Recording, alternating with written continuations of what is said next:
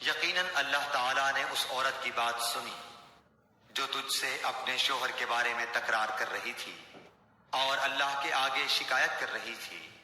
اللہ تعالیٰ تم دونوں کے سوال و جواب سن رہا تھا۔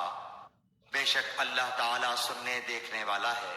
تم میں سے جو لوگ اپنی بیویوں سے زہار کرتے ہیں یعنی انہیں ماں کہہ بیٹھتے ہیں، وہ دراصل ان کی مائیں نہیں بن جاتی، ان کی مائیں تو وہی ہیں جن کے بطن سے وہ پیدا ہوئے۔ یقیناً یہ لوگ ایک نامعقول اور جھوٹی بات کہتے ہیں۔ بے شک اللہ تعالیٰ معاف کرنے والا اور بخشنے والا ہے۔ جو لوگ اپنی بیویوں سے زہار کریں پھر اپنی کہی ہوئی بات سے رجوع کر لیں تو ان کے ذمے آپس میں ایک دوسرے کو ہاتھ لگانے سے پہلے ایک غلام آزاد کرنا ہے۔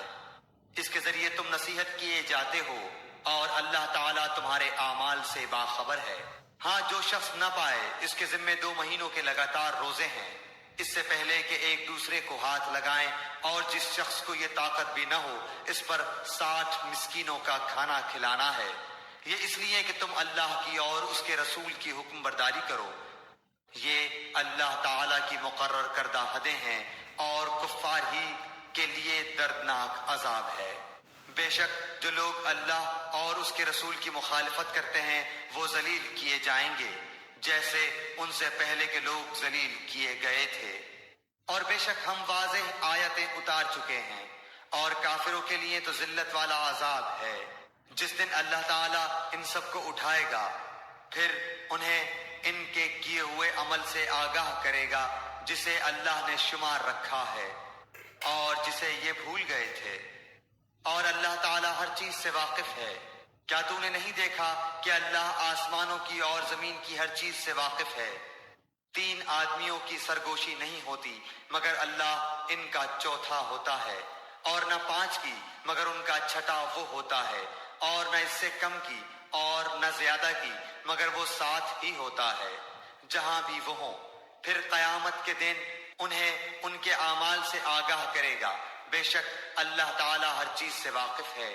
کیا تو نے ان لوگوں کو نہیں دیکھا جنہیں کانا پھوسی سے روک دیا گیا تھا، وہ پھر بھی اس سے روکے ہوئے کام کو دوبارہ کرتے ہیں، اور آپس میں گناہ کی اور ظلم و زیادتی کی اور نافرمانی پیغمبر کی سرگوشیاں کرتے ہیں، اور جب تیرے پاس آتے ہیں تو تجھے ان لفظوں میں سلام کرتے ہیں جن لفظوں میں اللہ تعالیٰ نے نہیں کہا، اور اپنے دل میں کہتے ہیں کہ اللہ تعالیٰ ہمیں اس پر جو ہم کہتے ہیں سزا کیوں نہیں دیتا۔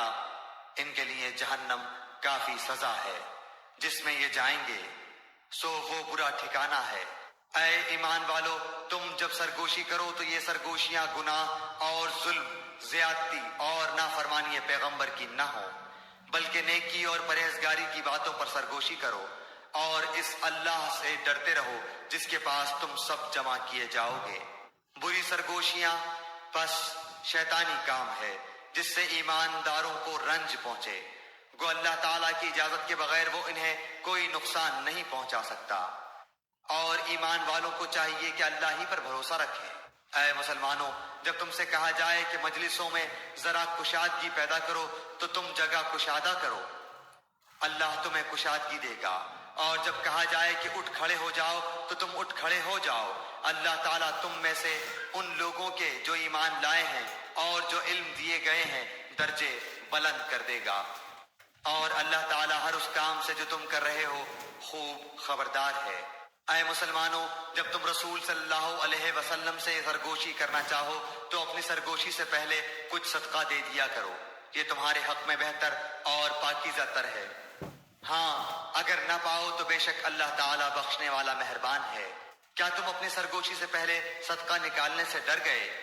بس جب تم نے یہ نہ کیا اور اللہ تعالیٰ نے بھی تمہیں معاف فرما دیا تو اب بخوبی نمازوں کو قائم رکھو، زکوٰۃ دیتے رہا کرو، اور اللہ تعالیٰ کی اور اس کے رسول کی تابعداری کرتے رہو۔ تم جو کچھ کرتے ہو اس سب سے اللہ خوب خبردار ہے۔ کیا تم نے ان لوگوں کو نہیں دیکھا جنہوں نے اس قوم سے دوستی کی جن پر اللہ غضبناک ہو چکا ہے؟ نہ یہ منافق تمہارے ہی ہیں نہ ان کے ہیں، باوجود علم کے پھر بھی جھوٹ پر قسمیں کھا رہے ہیں۔ اللہ تعالیٰ نے ان کے لیے سخت عذاب تیار کر رکھا ہے۔ تحقیق جو کچھ یہ کر رہے ہیں برا کر رہے ہیں۔ ان لوگوں نے تو اپنی قسموں کو ڈھال بنا رکھا ہے، اور لوگوں کو اللہ کی راہ سے روکتے ہیں، ان کے لیے رسوا کرنے والا عذاب ہے۔ ان کے مال اور ان کی اولاد اللہ کے ہاں کچھ کام نہ آئیں گی، یہ تو جہنمی ہیں، ہمیشہ ہی اس میں رہیں گے۔ جس دن اللہ تعالیٰ ان سب کو اٹھا کھڑا کرے گا تو یہ جس طرح تمہارے سامنے قسمیں کھاتے ہیں اللہ تعالیٰ کے سامنے بھی قسمیں کھانے لگیں گے، اور سمجھیں گے کہ وہ بھی کسی دلیل پر ہیں۔ یقین مانو کہ بے شک وہی جھوٹے ہیں، ان پر شیطان نے غلبہ حاصل کر لیا ہے اور انہیں اللہ کا ذکر بھلا دیا ہے۔ یہ شیطانی لشکر ہے، کوئی شک نہیں کہ شیطانی لشکر ہی خسارے والا ہے۔ بے شک اللہ تعالیٰ کی اور اس کے رسول کی جو لوگ مخالفت کرتے ہیں وہی لوگ سب سے زیادہ ذلیلوں میں ہیں۔ اللہ تعالیٰ لکھ چکا ہے کہ بے شک میں اور میرے پیغمبر غالب رہیں گے۔ یقیناً اللہ تعالیٰ زور آور اور غالب ہے۔ اللہ تعالیٰ پر اور قیامت کے دن پر ایمان رکھنے والوں کو آپ اللہ اور اس کے رسول کی مخالفت کرنے والوں سے محبت رکھتے ہوئے ہرگز نہ پائیں گے، گو وہ ان کے باپ یا ان کے بیٹے یا ان کے بھائی یا ان کے کنبے قبیلے کے عزیز ہی کیوں نہ ہوں۔ یہی لوگ ہیں جن کے دلوں میں اللہ تعالیٰ نے ایمان کو لکھ دیا ہے اور جن کی تائید اپنی روح سے کی ہے، اور جنہیں ان جنتوں میں داخل کرے گا جن کے نیچے نہریں بہہ رہی ہیں، جہاں یہ ہمیشہ رہیں گے۔ اللہ ان سے راضی ہے اور یہ اللہ سے خوش ہیں۔ یہ خدائی لشکر ہے، آگاہ رہو، بے شک اللہ کے گروہ والے ہی کامیاب لوگ ہیں۔